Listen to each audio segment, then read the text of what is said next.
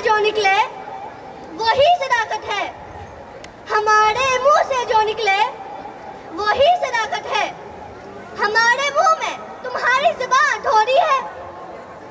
सभी का खून है शामिल, सभी का खून है शामिल। यहाँ की मिट्टी में किसी के बाप का पाकिस्तान थोड़ी है। ओवरसीज पाकिस्तानी मईशत की रीढ़ की हड्डी, मगर उनके साथ नारवा सलूक।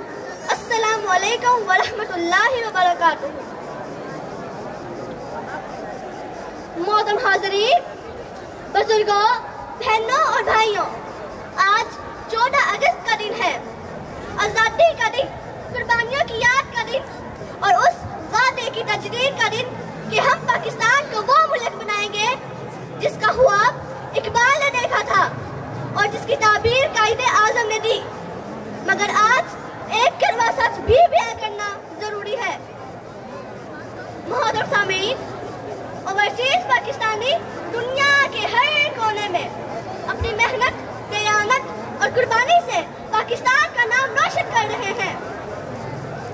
वो मजदूर हो या इंजीनियर, डॉक्टर हो या बिजनेसमैन, वो दिन रात काम करते हैं और अपने खून पसीने की कमाई पाकिस्तान भेजते हैं। एक आदातो शुमार के मुताबिक सिर्फ गुज़श्ता साल ओवरसीज पाकिस्तानियों ने पाकिस्तान में 30 अरब यूरो तरसीलाते से भेजी, जो कि मईशत की रीढ़ की हड्डी है। मगर सवाल ये है, क्या उनके साथ वैसा ही सलूक होता है जैसा रीढ़ की हड्डी के साथ होना चाहिए?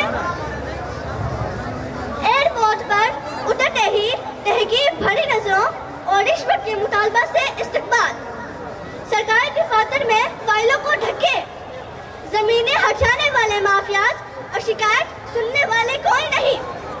इकबाल ने कहा था, अफराद के हाथों में है अक़वाम की तकदीर, अफराद के हाथों में है अक़वाम की तकदीर। हर फर्द है मिल्लत के मुकद्दर का सितारा, तो क्या ये सितारे टूटला दिए जाए? क्या जो लोग वहाँ जाकर पाकिस्तान की मईशत का सबसे अहम सतूह बनते हैं, उनकी इज्जत और वक़ार को हम यूं पामाल कर सकते हैं? मैं किसके हाथ में अपना लहू तलाश करूं? मैं किसके हाथ में अपना लहू तलाश करूं? तमाम शहर में पहने हुए हैं दस्ताने।